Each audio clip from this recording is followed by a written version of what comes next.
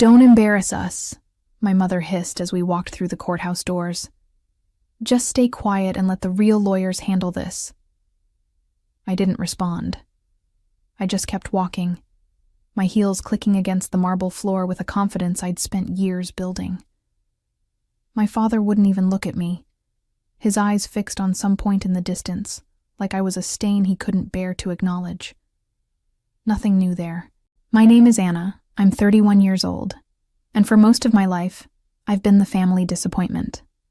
The dropout. The failure. The one they pretended didn't exist when relatives asked about their children." We were at the courthouse in Omaha, Nebraska, because my parents were trying to evict their tenant, a woman named Claire who had the audacity to ask for repairs before paying rent on a building that was falling apart. My parents owned 3 rental properties, all inherited from my grandfather, and they ran them like feudal lords collecting taxes. Claire had been living in one of their apartments for 2 years, always paying on time, until the ceiling started leaking and black mold appeared in her daughter's bedroom. She'd withheld rent and asked for the repairs to be done first. My parents responded by filing for eviction. "She signed a contract," my mother had ranted over the phone 2 weeks ago. "She doesn't get to just stop paying because she's picky about a little moisture." A little moisture. That's what she called black mold. I'd heard about the case through my younger sister, Melissa, who still lived at home despite being 28. She'd mentioned it casually during one of our rare phone calls, not knowing I'd spent the last 7 years clawing my way through law school, working 3 jobs, sleeping in my car more times than I could count, and finally passing the bar exam. I'd done it all alone, without a single dollar or word of encouragement from them. They didn't even know I'd gone to college, let alone become an attorney. The day I'd walked out of their house at 19, my father had thrown my belongings onto the front lawn. "You're nothing," he'd shouted. "You'll never amount to anything without us." My mother had stood in the doorway with her arms crossed. "Don't come crawling back when you fail." I hadn't. Even when I was sleeping in my car behind a grocery store, surviving on vending machine snacks, I didn't go back. Even when I was so exhausted from working overnight shifts that I could barely stay awake in class, I didn't ask them for help. I'd rather eat nothing than swallow my pride and beg from people who'd made it clear I was worthless. Now, as we walked toward the courtroom, I watched my mother smooth down her expensive blouse and adjust the pearls around her neck. She'd always cared more about appearances than anything else. My father walked beside her in his tailored suit, the picture of respectability. They'd told everyone at their country club that they only had one daughter, Melissa, who worked as a receptionist at their dentist's office and still let them control every aspect of her life. "I don't know why you even came," my mother muttered as we approached the courtroom doors. "This doesn't concern you." I smiled but said nothing. Let them think I was just here to watch. Let them think I was still the broken girl they'd thrown away. Inside the courtroom, the air was thick with tension. Claire sat at the defendant's table, her hands clasped tightly in her lap. She was a small woman in her 40s, wearing a dress that had seen better days. Her eyes were red-rimmed, and I could see the exhaustion etched into every line of her face. This wasn't just about an apartment to her. It was about keeping a roof over her daughter's head. My parents took their seats on the plaintiff's side, and my mother gestured for me to sit in the gallery behind them. I walked past her without acknowledging the command and headed straight toward Claire's table.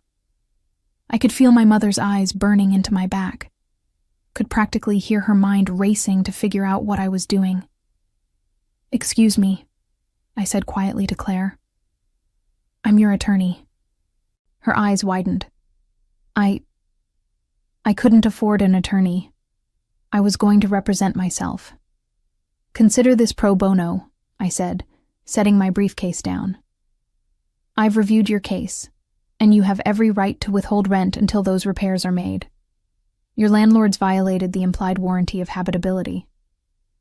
Behind me, I heard my mother's sharp intake of breath. My father's voice came next, low and furious. "What the hell do you think you're doing?" I turned to face them, and for the first time in 12 years, I looked my parents directly in the eye. I'm doing my job. My mother's face had gone pale, then red. You can't be serious. You're not a lawyer. Actually, I am. I pulled out my bar card and held it up. I passed the bar exam 2 years ago. I've been working at a firm downtown, mostly handling tenant rights cases. This is exactly my area of expertise. My father stood up, his hands clenched into fists. This is ridiculous. You dropped out of community college. You're a homeless bum we threw out for being a waste of space. I was homeless for a while, yes, I said calmly. Thanks to you. But I worked my way through school. I graduated from college, then law school. I did it all without a single cent from you. The judge entered before my father could respond, and everyone scrambled to their seats. Judge Patricia Holbrook was in her 60s, with steel gray hair and a no-nonsense demeanor that made even experienced attorneys nervous. She looked over the courtroom, her eyes settling on me with a flicker of recognition. "Counsel, please approach," she said. I walked up to the bench, and my parents' attorney, a man named Gerald who charged $500 an hour, joined me. Judge Holbrook looked between us, then down at the papers in front of her. "I see we have representation for the defendant now," she said. "Counselor, Anna Thompson, Your Honor," I said. "I'm representing Claire Mitchell in this matter." Judge Holbrook's eyebrows rose slightly. "Anna Thompson. I thought that name looked familiar. Didn't you argue the Riverside Apartments case last year?" "Yes, Your Honor." "You won that case, if I recall. The tenants got everything they asked for: repairs, rent reimbursement, and damages." "That's correct, Your Honor." She looked at my parents, then back at me, and something shifted in her expression. "This should be interesting. Let's proceed." As I walked back to my table, I caught my mother's expression. Pure horror mixed with disbelief. My father looked like he'd been slapped. Melissa, sitting behind them, had her hand over her mouth, her eyes wide. I sat down next to Claire, who was staring at me like I'd just walked on water. "Thank you," she whispered. "I don't know how to thank you. Just tell the truth when you're asked questions," I said. "That's all you need to do." Gerald stood up first, presenting my parents' case. He painted Claire as a difficult tenant who was looking for excuses not to pay rent, who was making mountains out of molehills regarding minor maintenance issues. He showed photos of the apartment that had been taken years ago when it was first rented, pristine and clean. "The plaintiffs have always maintained their properties to the highest standards," Gerald said smoothly. "They're responsible landlords who simply want what they're owed. The rent that was agreed upon in a legally binding contract." When it was my turn, I stood up and walked to the evidence table. I'd spent the last 2 weeks gathering everything I needed. Photos of the leaking ceiling, the black mold, the broken windows that wouldn't close properly, medical records showing that Claire's daughter had developed respiratory problems, maintenance requests that had been ignored for months, a city inspector's report that condemned parts of the building as uninhabitable. "Your Honor," I said, laying out the evidence piece by piece. "The defendant didn't withhold rent out of spite or convenience. She withheld it because the apartment she was paying for had become a health hazard. Nebraska law is clear. Landlords must maintain properties in a condition fit for human habitation. When they fail to do so, tenants have the legal right to withhold rent until repairs are made." I walked the judge through every violation, every ignored request, every broken promise. My parents had collected rent for months while knowing the building was falling apart. They'd threatened Claire when she complained, told her she could leave if she didn't like it, fully aware that she couldn't afford to break her lease and move somewhere else. "This isn't about a difficult tenant," I said. "This is about landlords who saw their tenants as nothing more than a revenue stream, who cared more about collecting money than ensuring the people living in their buildings were safe." Judge Holbrook listened intently, making notes, asking pointed questions. When I showed her the medical records for Claire's daughter, I saw her jaw tighten. "Counselor," she said to Gerald, "did your clients know about the mold?" Gerald shuffled his papers. They were aware of some moisture issues, but... Did they know about the mold? She repeated. Yes, Your Honor, but they dispute that it was as severe as the tenant claims. The city inspector's report says otherwise. Judge Holbrook looked at my parents, and her expression was one of barely concealed disgust. In fact, it says the entire unit should have been vacated months ago. My mother opened her mouth to speak, but my father grabbed her arm, stopping her. Judge Holbrook turned back to me. Continue, counselor. I presented the rest of my evidence, building the case brick by brick. By the time I finished, there was no doubt in anyone's mind that my parents had been negligent landlords at best, and criminally negligent at worst. They'd put a child's health at risk for the sake of collecting $1,200 a month. Your Honor, I said in closing, my client isn't asking for much. She's asking for what she's legally entitled to, a safe place to live. She's asking for repairs to be made, for the conditions that forced her to withhold rent to be remedied. And she's asking for reimbursement for the medical expenses her daughter incurred as a direct result of living in an unsafe environment. I sat down, and Claire reached over to squeeze my hand. Her eyes were filled with tears, but they were tears of relief, not despair. Judge Holbrook looked at my parents for a long moment. I'll be honest with you, she said. I've seen a lot of landlord-tenant disputes in my years on the bench, but this is one of the more egregious cases I've encountered. My mother's face had gone from red to white. My father looked like he wanted to sink into the floor. I'm ruling in favor of the defendant, Judge Holbrook continued. Not only will the eviction be dismissed, but the plaintiffs will be required to make all necessary repairs within 30 days. Additionally, they will reimburse the defendant for 3 months of rent and all medical expenses related to her daughter's respiratory issues. And just so we're clear, if these repairs aren't completed to code within the specified timeframe, I will personally refer this case to the city for further action. She banged her gavel, and it was over. Claire broke down sobbing, thanking me over and over. I helped her gather her things, walking her out of the courtroom while she clung to my arm like I was her lifeline. Behind us, I could hear my parents arguing with Gerald in hushed, furious voices.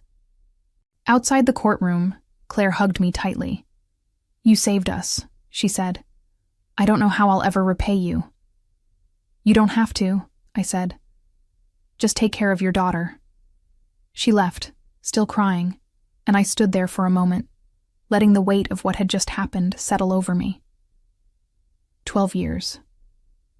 12 years of being told I was worthless, of being treated like I didn't exist, of fighting every single day to prove that I was more than what they said I was. And now, in one afternoon, I'd proven them wrong in the most public way possible. I was gathering my things when I heard footsteps behind me. I turned to find my mother standing there, her face contorted with rage. How dare you, she spat. How dare you humiliate us like that? I did my job, I said calmly. Your job? You call destroying your own family your job? You're not my family, I said. The words came out flat, emotionless. You stopped being my family the day you threw me out with nothing. My father appeared beside her, his face purple with anger. You ungrateful little... I'm not the one who should be ashamed here. I cut him off. You put a child's health at risk because you were too cheap to fix a leaking roof. You're lucky Judge Holbrook didn't refer you for criminal charges. We raised you, my mother said, her voice breaking. We gave you everything. I laughed, a bitter sound that echoed in the empty hallway. You gave me nothing. Everything I have I earned on my own. And you know what? I'm glad you threw me out. Because it taught me exactly who you are. People who care more about money and appearances than about doing what's right. I walked past them, my head held high, leaving them standing there in their expensive clothes with their shattered pride. But even as I walked away, I knew this wasn't over. Because my mother never let anything go. And neither did my father. drove back to my office in a daze, replaying the entire scene in my head. The look on Judge Holbrook's face when she recognized me. The horror in my parents' eyes when they realized I wasn't the failure they'd convinced themselves I was. The gratitude in Claire's voice when she thanked me. It all felt surreal, like I was watching someone else's life unfold. The firm I worked for, Kestrel & Associates, was located in a renovated warehouse downtown. It wasn't fancy. Exposed brick walls, secondhand furniture, mismatched coffee mugs in the break room. But it was home. The senior partner, Diane Kestrel, had given me my first real break after I passed the bar exam. She'd seen something in me during the interview. Something that made her willing to take a chance on a woman with no connections and a resume that included lived in a car as a gap year experience. I'd been working there for 2 years, taking on cases that bigger firms wouldn't touch. Tenant rights, workers' compensation, disability claims, the kind of law that didn't make anyone rich but helped people who desperately needed it. Diane always said we were in the business of leveling playing fields, and I believed her. This job had given me purpose, had shown me that everything I'd suffered through had been worth it if I could use it to help others. When I walked into the office, Diane was waiting in the conference room. She waved me over, and I could tell from her expression that she'd heard about the courtroom victory. Word traveled fast in legal circles. "You did good work today," she said as I sat down. "Claire called me right after court. She was crying so hard I could barely understand her, but she wanted me to know what you did for her." "I just presented the facts," I said. "No." Diane shook her head. "You gave her hope. You showed her that the system could work, that people like her don't have to just accept being trampled on." "That's not nothing, Anna." I felt my throat tighten. "Thank you. But we need to talk about something else." Diane's expression grew serious. "Your parents, they're not going to let this go, are they?" "No," I admitted. "They're not." "Do you think they'll retaliate?" "I know they will." I thought about the look in my mother's eyes, the rage and humiliation. They'll try to discredit me, try to ruin my reputation. They have money and connections. They'll use both. Diane was quiet for a moment. "We'll deal with it when it comes. But Anna, you need to be prepared. People like your parents, when they feel cornered, they can be dangerous. Not physically necessarily, but they'll go after everything you've built." "I know," I said, "but I couldn't just stand by and watch them hurt people. Not anymore." "I understand. And for what it's worth, I'm proud of you. What you did today took courage." After Diane left, I sat in the conference room alone, staring out the window at the Omaha skyline. The sun was setting, painting everything in shades of orange and gold. It was beautiful, but I couldn't shake the feeling that a storm was coming. My phone buzzed with a text from Melissa. "Mom and Dad are furious. They're talking about suing you. Please be careful." I didn't respond. What was there to say? Of course they were furious. Of course they wanted revenge. That's who they were. People who couldn't stand to be challenged, who would rather destroy someone than admit they were wrong. But I'd faced worse than their anger. I'd survived homelessness, poverty, and years of their emotional abuse. Whatever they threw at me now, I could handle it. At least, that's what I told myself. As I packed up my things to leave, my phone rang. Unknown number. I almost didn't answer, but something made me pick up. "Anna Thompson?" a man's voice asked. "Yes, who is this?" "My name is Henry Bradford. I was your grandfather's attorney. I need to speak with you about something urgent. Something your parents don't know about." My heart started racing. "What is it?" "Not over the phone. Can you meet me tomorrow morning, 9 a.m. at my office?" "Yes, I'll be there." He gave me the address and hung up. I stood there holding my phone, my mind spinning. What could my grandfather's attorney want after all these years? My grandfather had died 12 years ago, his estate settled and distributed. What could possibly be urgent now? I had a feeling I was about to find out, and something told me it was going to change everything. Henry Bradford's office was in an old building downtown, the kind with marble floors and brass fixtures that had been there since the 1920s. I arrived at 9 a.m. sharp, my stomach churning with anticipation. The receptionist led me to a corner office where Henry sat behind a massive oak desk, surrounded by file cabinets and leather-bound law books. He was in his 70s, with white hair and kind eyes behind wire-rimmed glasses. He stood when I entered, extending his hand. "Anna, thank you for coming on such short notice." "You said it was urgent," I replied, shaking his hand. "What's this about?" He gestured for me to sit and pulled out a thick folder from his desk drawer. "I've been your grandfather's attorney for 40 years. When he died, I handled his estate according to his wishes. But there was one provision in his will that was kept sealed, a provision that could only be opened under specific conditions." My pulse quickened. "What kind of provision?" "Your grandfather loved you very much, Anna. He saw how your parents treated you, and it broke his heart, so he made arrangements to protect you." Henry opened the folder and slid a document across the desk. "He established a trust fund in your name, $50,000 to be released when you turned 30 or when you obtained a professional degree, whichever came first." I stared at the document, unable to speak. $50,000? It was more money than I'd ever had, more than I'd ever imagined having. "You passed the bar exam 2 years ago," Henry continued. "That met the conditions. The money has been sitting in trust, accumulating interest. It's now worth nearly $60,000.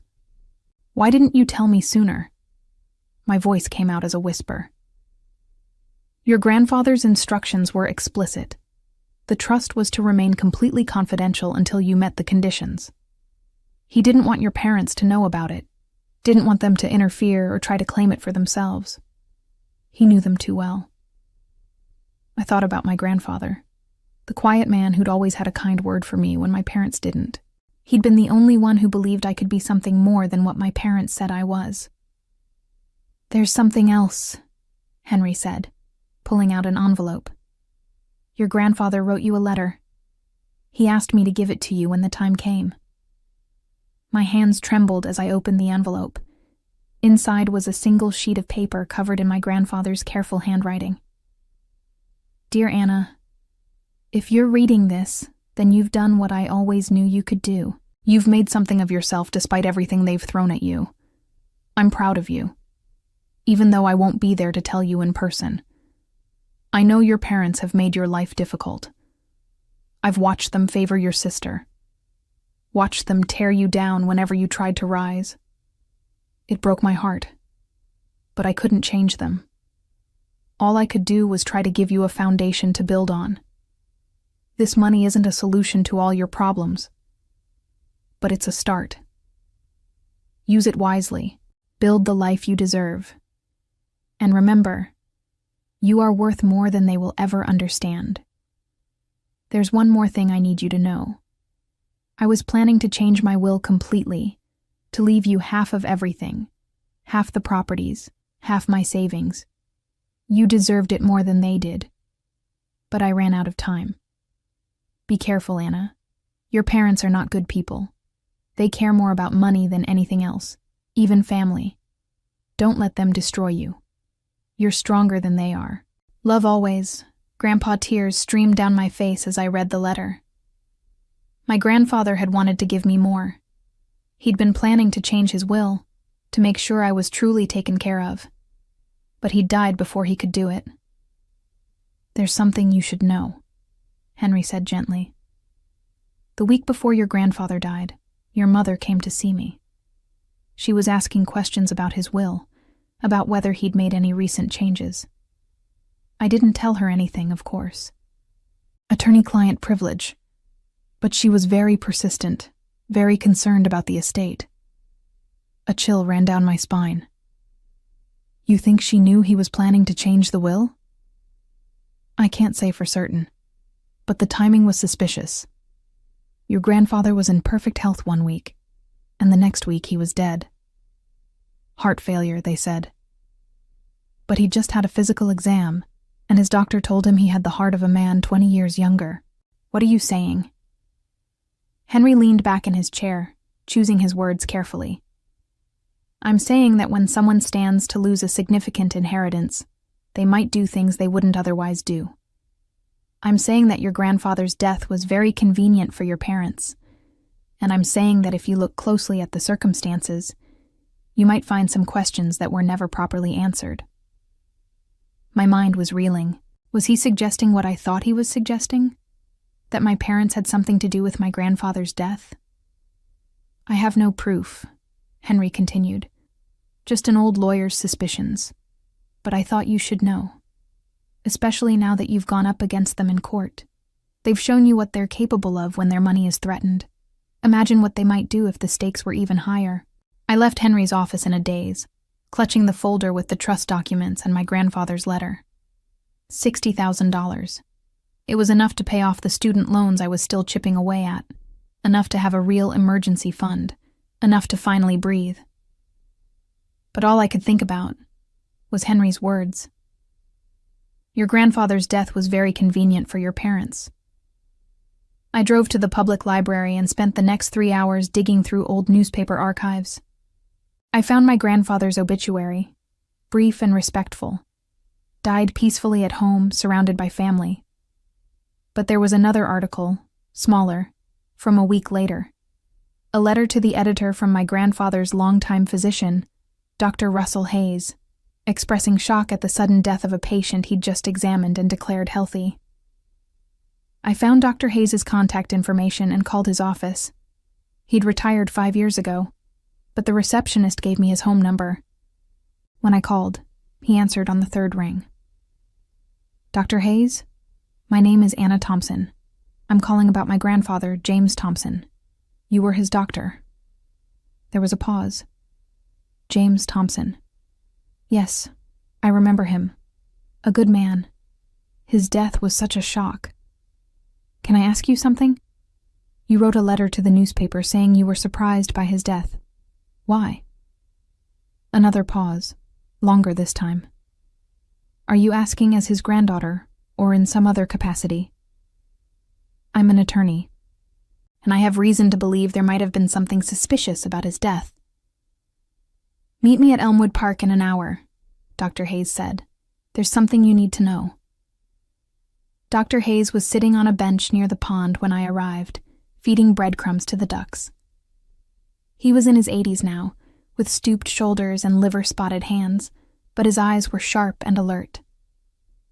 Thank you for meeting me, I said, sitting beside him. He didn't look at me, just kept tossing breadcrumbs. I've carried this guilt for 12 years. Maybe it's time to let it go. What guilt?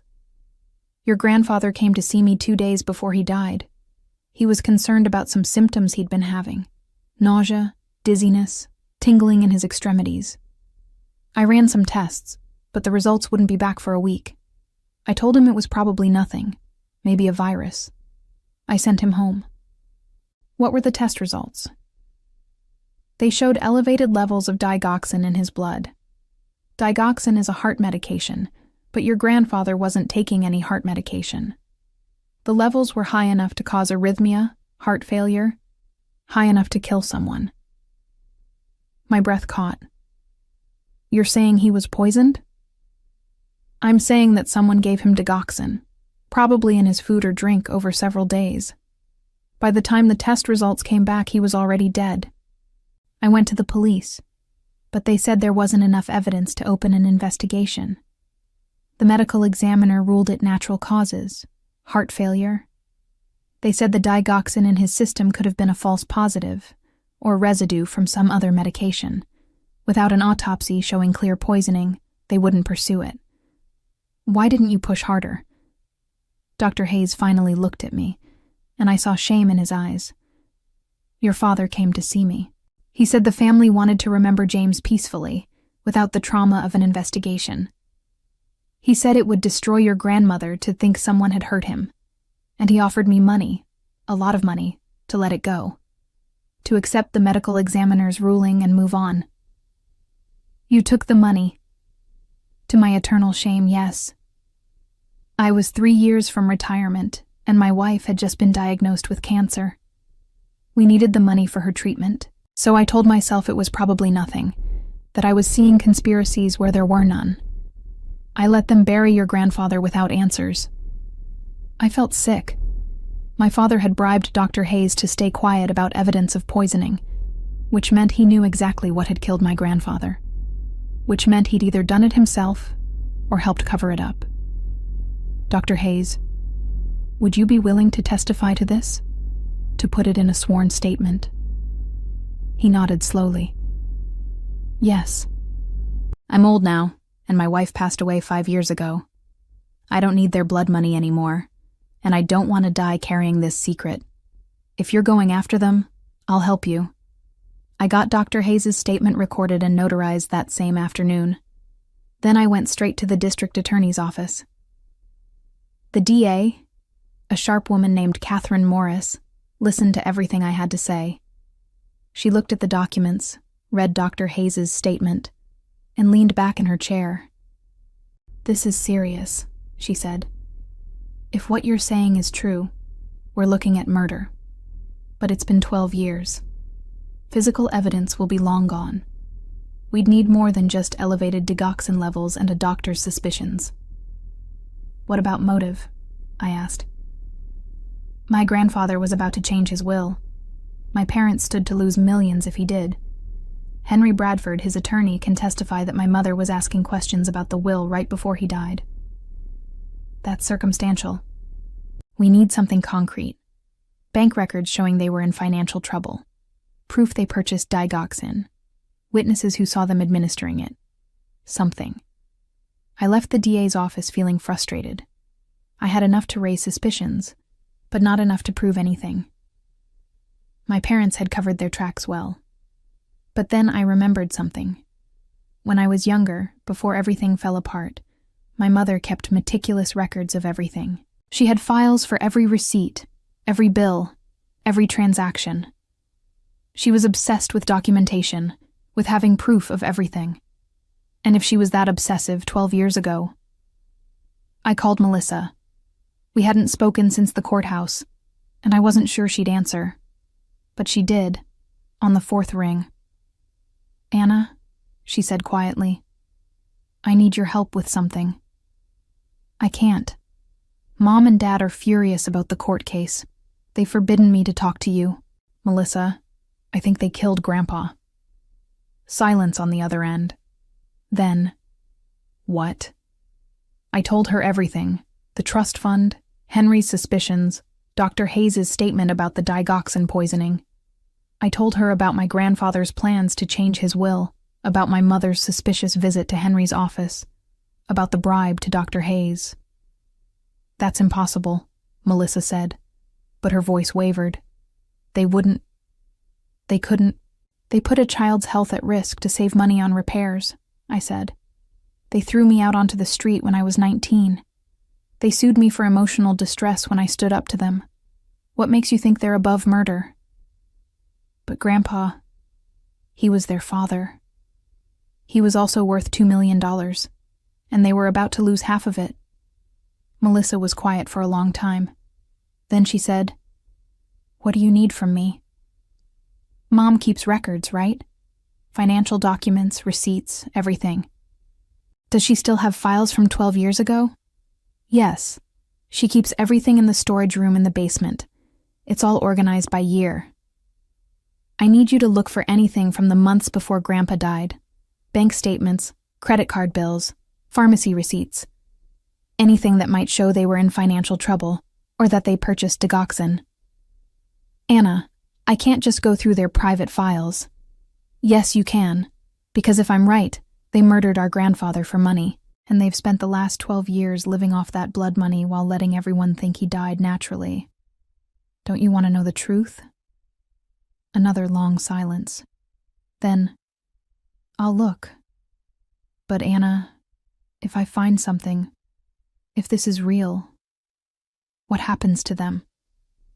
They go to prison, I said simply, for the rest of their lives. And what happens to me?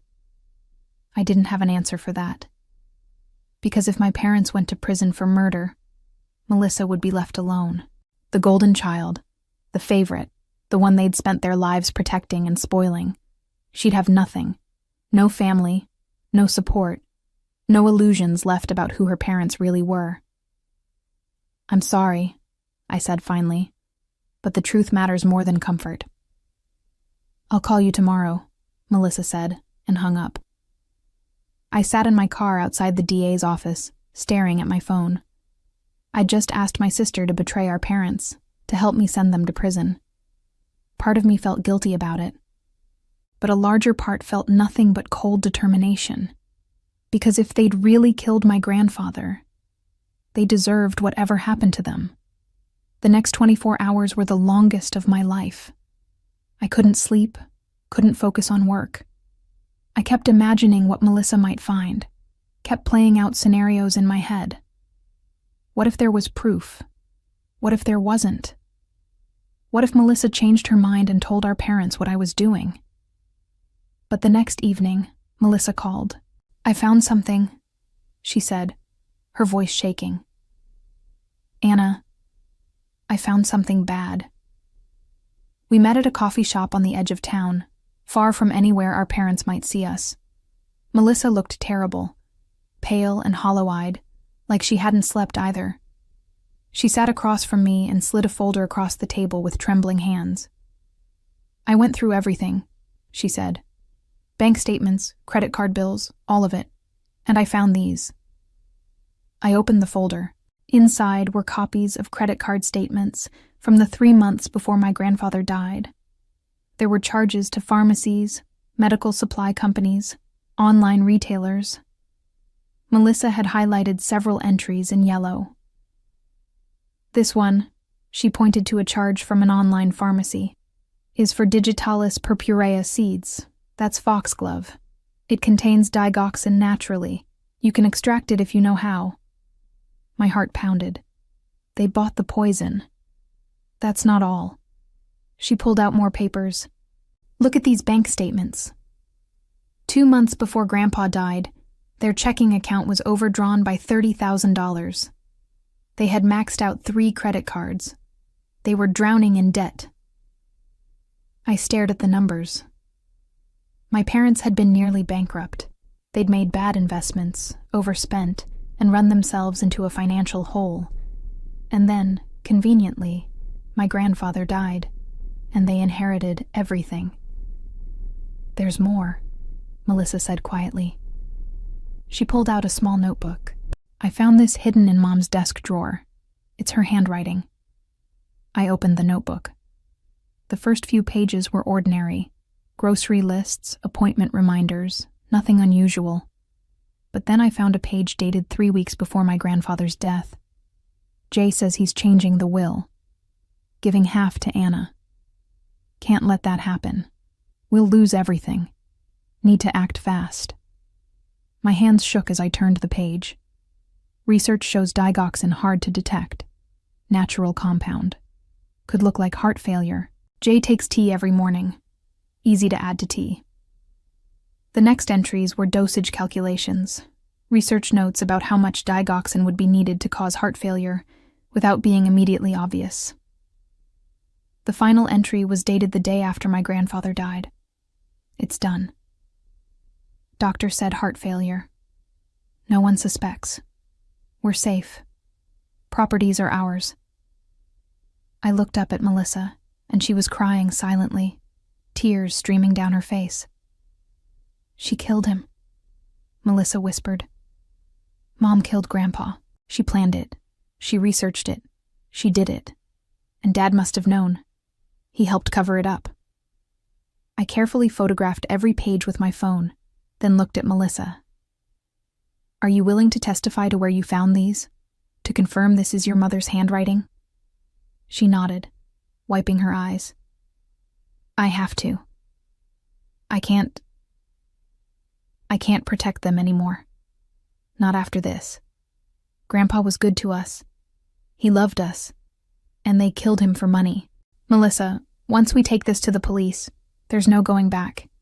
They'll be arrested. They'll go to trial. Everything will come out. I know. Her voice was small but steady. But it's the right thing to do. You taught me that. In the courtroom, when you stood up for Claire, you showed me what it means to do the right thing even when it's hard. Even when it costs you something. I reached across the table and squeezed her hand. Thank you. I know this isn't easy. Nothing about this is easy, she said, but Grandpa deserves justice, and you deserved better than what they did to you. I'm sorry it took me so long to see that. We went to the police station together. Catherine Morris, the DA, was called in even though it was after hours. We laid out everything. The trust fund, Dr. Hayes' statement, the financial records, the notebook. Catherine's expression grew darker with each piece of evidence. This is enough, she said finally. We can get a warrant. We'll arrest them tonight. Tonight? Melissa's voice cracked. The longer we wait, the more chance they have to destroy evidence or flee. If they realize what's happening, they might run. We need to move fast. 2 hours later, I sat in Catherine's office watching through a monitor as police officers arrived at my parents' house. Melissa sat beside me, gripping my hand so tightly it hurt. We watched our mother answer the door in her expensive robe, watched her face change from confusion to horror as the officers read her rights. We watched our father try to bluster his way out of it, watched him be handcuffed and led to a patrol car. It's real, Melissa whispered. It's really happening. I felt numb. All those years of being told I was worthless, of being thrown away like garbage, it all came from people who were capable of murder. People who had killed a kind old man because he wanted to make sure I was taken care of. The arraignment was set for the next morning. Catherine had enough evidence for charges of first-degree murder, evidence tampering, and fraud. The bail was set at $2 million. Exactly the amount they'd received from my grandfather's life insurance policy. They couldn't pay it. They'd spent most of the money already, and their assets were frozen pending investigation. My parents would sit in jail awaiting trial. The news spread fast. Within 24 hours, every local station was covering the story. Prominent landlords arrested for murder. Woman discovers parents killed grandfather. 12-year-old murder case reopened. My face was everywhere, and so was Melissa's. The press painted me as the heroic daughter who uncovered the truth, and painted my parents as monsters who'd literally gotten away with murder for over a decade. The firm where I worked was flooded with calls. Some were from former tenants of my parents, wanting to share their own stories of abuse and negligence. Others were from attorneys offering support. A few were from news outlets wanting interviews. But one call stood out. It came 3 days after my parents' arrest, from a lawyer representing Claire, the tenant I'd defended in court. Anna, you need to know something, the lawyer said. After your parents were arrested, 3 other tenants came forward. They all had similar stories: unsafe conditions, threats, intimidation. But one of them, a man named Thomas, said your father threatened him last year. Told him if he didn't drop his complaints about a broken furnace, he'd end up like your grandfather. Thomas thought it was just a figure of speech, but now it sounds like a confession, I finished. Exactly. Thomas is willing to testify. This could strengthen the prosecution's case even more.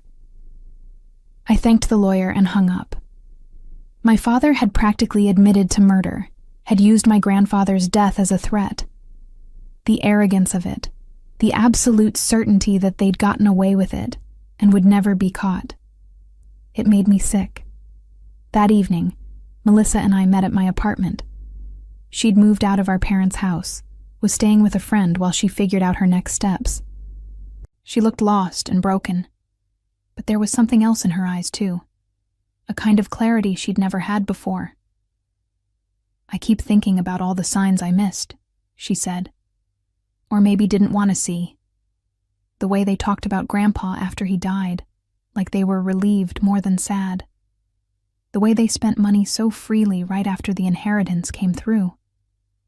How they always discouraged me from asking questions about his death. "You were young," I said, "and they were your parents. You trusted them. I shouldn't have. I should have questioned things. Should have stood up for you when they kicked you out. Should have done a lot of things differently." She looked at me with tears in her eyes. "Can you forgive me?" "There's nothing to forgive," I said. "You were caught in their web too, just in a different way. They manipulated you, used you, but you broke free. That's what matters." She nodded, wiping her eyes. "What happens now?" "Now we wait for trial. We testify. We make sure they never hurt anyone else again. And after that?" I thought about it. After the trial, after justice was served, what would be left? Melissa and I would have each other, but we'd never have a family the way other people did. We'd never have parents we could trust, holidays without ghosts, a past we could look back on without flinching. But maybe that was okay. Maybe we could build something new, something better. Maybe we could be the family we'd never had. After that, I said, we figure out how to move forward, together. Melissa smiled, a fragile but genuine smile. "Together," she repeated. Outside my apartment window, the sun was setting over Omaha. Tomorrow would bring more headlines, more questions, more pain to process. But tonight, sitting with my sister, I felt something I hadn't felt in years. I felt like maybe, finally, things were going to be okay. The trial began 6 months later, in a courtroom packed with reporters, former tenants, and curious onlookers. I sat in the front row with Melissa, both of us dressed in dark conservative suits. Across the aisle, my parents sat with their attorney, a desperate-looking man named Frank, who'd taken their case because no one else would. My mother looked nothing like the polished woman who'd walked into the courthouse 6 months ago. Her hair had gone gray, her expensive clothes replaced with an orange jumpsuit. She'd aged a decade in jail. My father sat hunched beside her, defeated before the trial even started. Judge Holbrook presided, the same judge who'd ruled in Claire's favor. When she saw me, she gave a slight nod of acknowledgement. I nodded back. The prosecution's case was devastating. Catherine Morris laid out the evidence piece by piece, building an undeniable narrative of greed, premeditation, and murder. She presented the financial records showing my parents' desperate situation. She showed the notebook with my mother's handwriting, her research into digoxin, her cold calculation of dosages and methods. Dr. Hayes testified about the elevated digoxin levels, about my father's bribe to keep him quiet. His voice shook as he admitted his complicity, as he apologized for staying silent for so long. Several jurors wiped their eyes as he spoke. Henry Bradford, my grandfather's attorney, testified about my mother's suspicious visit, about her questions regarding the will. He explained how my grandfather had planned to change everything, to give me half his estate, to ensure I was protected. He read my grandfather's final wishes aloud, and my throat tightened hearing those words again. Thomas, the former tenant, took the stand and recounted my father's threat. He said if I didn't shut up about the furnace, I'd end up like his father-in-law. I thought he was just being dramatic. Now I know he was confessing. When it was time for Melissa to testify, she walked to the stand with her head held high. She looked directly at our parents as she swore to tell the truth. "Please describe what you found in your mother's desk," Catherine said. Melissa's voice was steady. "I found a notebook. In her handwriting. It detailed plans to poison my grandfather with digoxin extracted from foxglove seeds. It included dosage calculations and notes about how to administer it without detection. The final entry stated that it was done, that he'd died as planned, and that they were safe." My mother's attorney tried to object, tried to claim the notebook could have been planted or forged, but handwriting experts had already confirmed it was my mother's writing. There was no disputing it. "Why did you come forward with this evidence?" Catherine asked. Melissa looked at me, then back at the jury. Because my grandfather was a good man who loved us. He didn't deserve to die for money. And my sister didn't deserve to be thrown away like garbage because our parents were greedy. The truth matters more than protecting people who don't deserve protection. My mother started crying then, loud, theatrical sobs. But no one in that courtroom had sympathy for her. The jury's faces were stone. When it was my turn to testify, I walked to the stand feeling strangely calm. I'd been preparing for this moment for months, but now that it was here, I felt detached, like I was watching myself from a distance. Catherine asked me to describe my relationship with my parents, and I told the truth. All of it. The favoritism, the abuse, the day they threw me out, the years of homelessness and struggle, the way they'd tried to destroy my career when I dared to stand up to them. "Why do you think they treated you this way?" Catherine asked. "Because I represented something they couldn't control," I said. "Because my grandfather loved me, and they couldn't stand that. Because if they acknowledged my worth, they'd have to confront their own cruelty. It was easier to pretend I was worthless than to admit they'd failed as parents." My mother's attorney cross-examined me, trying to paint me as vindictive, as someone with an axe to grind. "Isn't it true that you've hated your parents for years? That you've wanted revenge since they kicked you out?" "I didn't hate them," I said. "I was hurt. There's a difference. And I didn't want revenge. I wanted justice for their tenant, for my grandfather, for all the people they'd hurt. If that happened to bring consequences down on them, that's because of their choices, not mine. But you benefit from this, don't you? If they're convicted, you inherit everything." "I don't want their money," I said, and I meant it. I never did. I built my own life without them. The inheritance can go to their victims, the tenants they abused, the people they hurt. I just want them held accountable. The prosecution rested, and Frank tried to mount a defense. He called character witnesses who testified that my parents were upstanding citizens, generous donors to charity, pillars of the community. But it all rang hollow against the mountain of evidence. When my mother took the stand in her own defense, she claimed the notebook was just dark fiction, that she'd been writing a crime novel, and those were story notes. No one believed her. The trial lasted 3 weeks. When closing arguments came, Catherine stood before the jury and said simply, "They murdered a kind man in cold blood for money. They poisoned him slowly, watched him suffer, and felt no remorse. They've spent 12 years living off blood money while his granddaughter slept in her car. Justice demands a verdict of guilty." The jury deliberated for 4 hours. When they returned, the 4 women stood. "On the count of first-degree murder, how do you find?" "Guilty." My mother collapsed, wailing. My father sat motionless, staring at nothing. "On the count of evidence tampering, how do you find?" "Guilty." "On the count of fraud?" "Guilty." Judge Holbrook set sentencing for 2 weeks later. As the bailiffs led my parents away, my mother turned and looked at me. There was hate in her eyes, pure and undiluted. I looked back at her and felt nothing. Sentencing day arrived cold and gray, matching the somber mood in the courtroom. Judge Holbrook looked down at my parents with an expression of profound disappointment. "I've been on the bench for 27 years, she said. "I've seen every kind of crime, every kind of criminal. But what you did stands out for its sheer callousness. You murdered your own father, your children's grandfather, for money. You calculated the dosage, administered the poison, and watched him die. And then you spent 12 years living comfortably off his estate while your daughter, the one he wanted to protect, struggled to survive." My mother tried to speak, but Judge Holbrook held up her hand. "You had every advantage. Money, education, opportunity, and you used all of it to hurt people. Your tenants lived in squalor while you collected rent.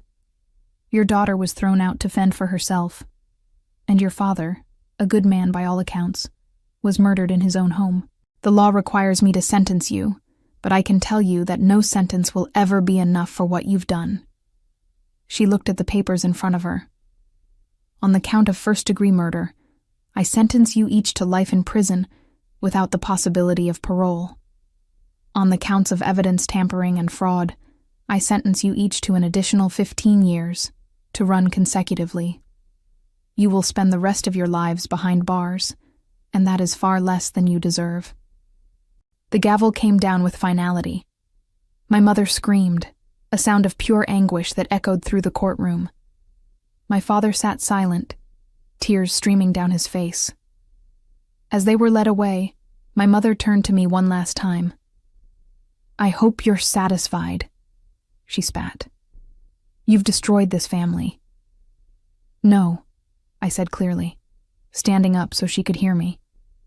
"You destroyed this family when you chose money over people, when you chose greed over love. I just made sure everyone knew the truth." She was dragged away, still screaming, and the courtroom erupted in noise. Reporters shouted questions. Former tenants cheered. Melissa grabbed my hand and squeezed it tight. Outside the courthouse, Catherine Morris held a press conference. Today, justice was served for James Thompson and for all the victims of Helen and Robert Thompson's greed. This case demonstrates that no one is above the law, that wealth and status cannot protect you when you commit crimes. I want to especially commend Anna Thompson and Melissa Thompson for their courage in coming forward, for choosing truth over family loyalty. Reporters turned to me, shoving microphones in my face. "How do you feel seeing your parents sentenced to life?" "Relieved," I said honestly. "Not happy, not triumphant. Just relieved that they can't hurt anyone else." "Will you accept the inheritance?" "No.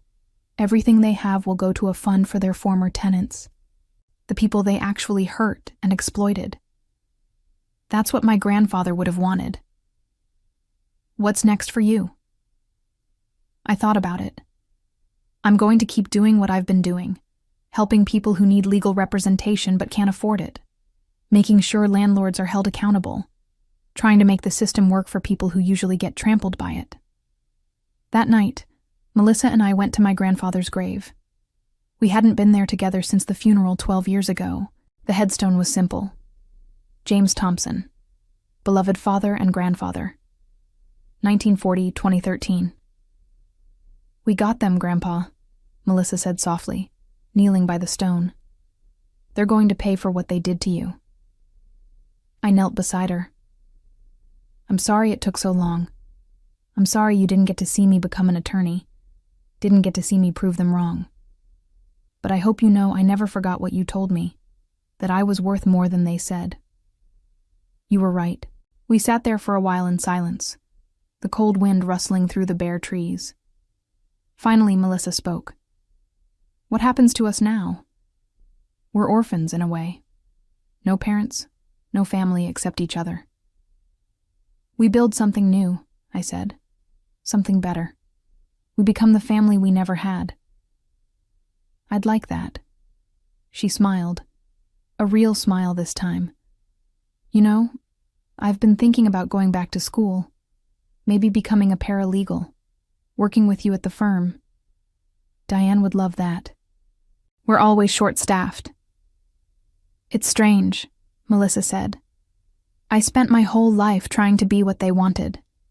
The perfect daughter, the obedient one. And it was all for nothing. They didn't really love me. They just loved that I was easy to control." "They were incapable of real love," I said. "That was their failing, not yours, and not mine. We deserved better parents.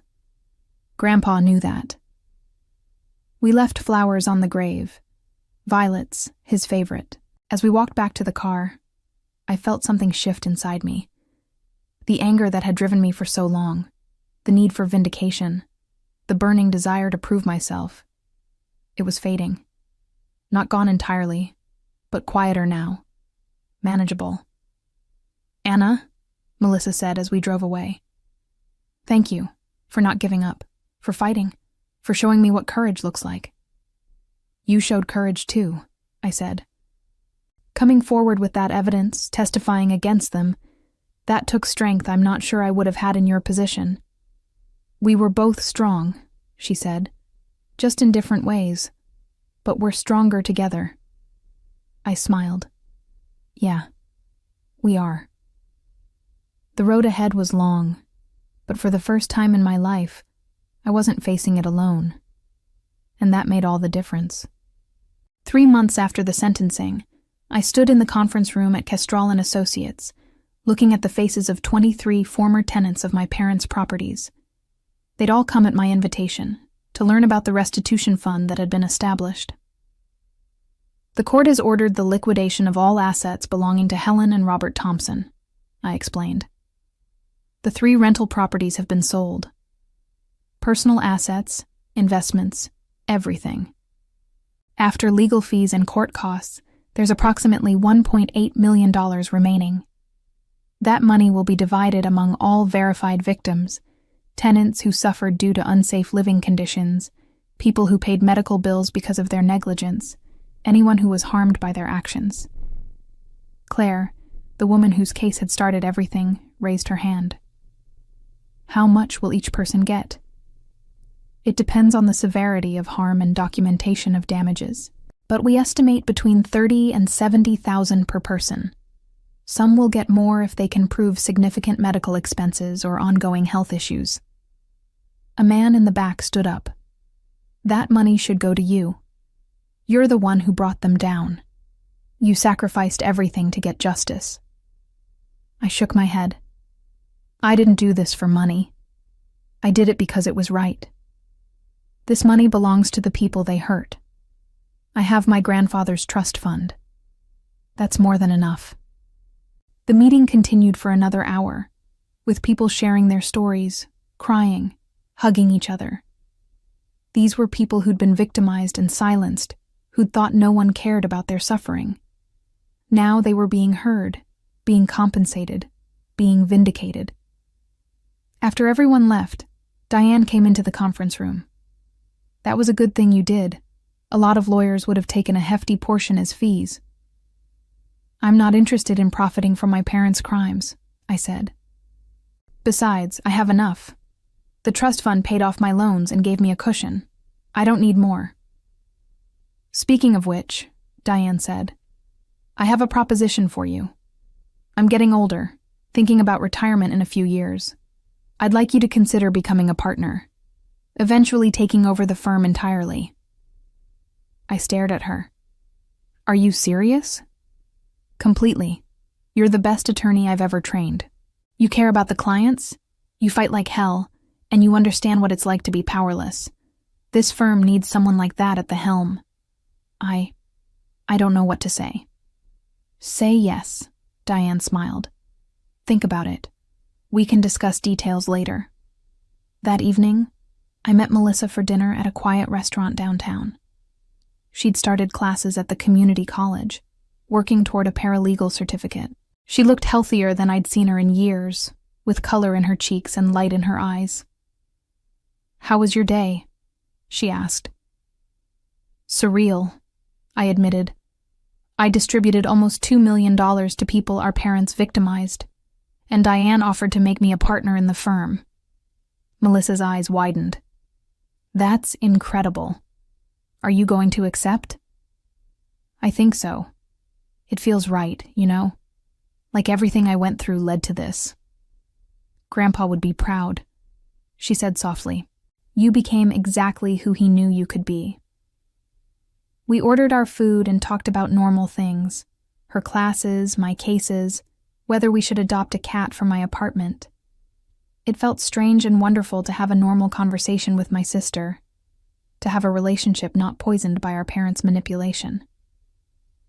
I saw them last week, Melissa said suddenly. At the prison. I set down my fork. Why would you do that? I needed closure, I guess. Needed to see them one more time. She took a shaky breath. Mom tried to guilt-trip me. Said I'd betrayed the family. Dad just cried and said he was sorry. But neither of them actually took responsibility. Even now, even after everything, they can't admit they were wrong. Some people never do, I said, They're too broken, too twisted by their own choices. But that's not your burden to carry anymore. I know. She smiled. I'm not going back. That was goodbye. For good this time. We finished dinner and walked through downtown Omaha, past the old courthouse where this had all started. I thought about that day 6 months ago, walking into that courtroom expecting nothing, only to change everything. I thought about my mother's disgust, my father's dismissal, the judge's surprise when she recognized me. I thought about how far I'd come from the 19-year-old sleeping in her car, from the girl told she'd never amount to anything. Do you ever wish things had been different? Melissa asked. That we'd had normal parents, a normal childhood? Sometimes, I admitted. But then I think about who I became because of what I went through. The empathy I have for people who are struggling, the drive to fight for justice, the understanding that systemic problems hurt real people. Would I have that if I'd grown up comfortable and privileged? I don't know. So you're saying you're grateful for the trauma? Melissa raised an eyebrow. I laughed. No. I'm saying I'm grateful for who I became in spite of it. There's a difference. We stopped at a coffee shop, the same one where Melissa had first shown me the evidence of our grandfather's murder. So much had changed since that day. So much had been revealed, destroyed, rebuilt. I have something for you, Melissa said, pulling an envelope from her purse. I've been holding on to this. It's another letter from Grandpa. Henry Bradford gave it to me after the trial. He said Grandpa wanted you to have it when everything was settled. My hands trembled as I opened the envelope. Dear Anna, if you're reading this, then you've uncovered the truth about my death.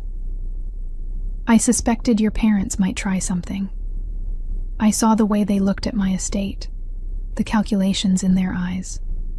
That's why I made sure to leave evidence, to give you tools to find justice if something happened to me. I'm so proud of you. Not just for your accomplishments, but for your character. You have a strength they'll never understand, a moral compass they lack entirely. Use it well. Help people who can't help themselves. Be the person I always knew you were. And remember, the best revenge is living well. Building a life they said you couldn't have. Becoming someone they said you could never be. You've already won, Anna. Everything else is just making sure they face consequences. You are loved. You are worthy. You are enough. Always, Grandpa, tears streamed down my face as I finished reading. Melissa reached across the table and squeezed my hand. He knew, I whispered. He knew what they might do. And he still tried to protect me, even after death. He loved you, Melissa said. Really loved you, the way parents should. I folded the letter carefully and put it in my pocket, right over my heart. I'm going to keep fighting, I said. For people like Claire, like all those tenants, like everyone who gets trampled by people with power and money. That's how I'll honor him. And I'll help you, Melissa said. Once I get my certificate, I'll be right there with you. We'll be a team. I smiled through my tears. A team. I like that. My parents spent their remaining years in separate prisons, their legacy one of greed, murder, and cruelty. My mother died of a stroke 4 years into her sentence, bitter and unrepentant until the end.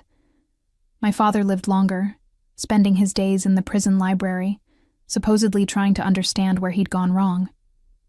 But according to Melissa, who visited him once before his death, he never truly grasped it. He died believing he'd been unlucky, that he'd gotten caught rather than done wrong. Some people, I learned, are incapable of genuine remorse. The tenants they'd victimized used their restitution to rebuild their lives. Claire sent her daughter to college. Thomas finally got the medical treatment he needed, and 3 families were able to buy their first homes. Their suffering hadn't been erased, but at least it had been acknowledged and compensated. As for me, I became a partner at Kestrel and Associates, and eventually took over when Diane retired. Melissa worked beside me, a brilliant paralegal who understood our clients, because she'd felt powerless herself. Together, we built something good from the ashes of our broken family. I never married, never had children of my own. My family was the people I helped, the justice I fought for, and the sister who'd found her courage when it mattered most. And sometimes, late at night in my office, I'd take out my grandfather's letters and remember that the best revenge isn't destruction. It's becoming everything they said you couldn't be, and using that success to help others they would have crushed. I'd built a life from nothing, proved my worth without their approval, and ensured they faced consequences for their crimes. In the end, that was victory enough.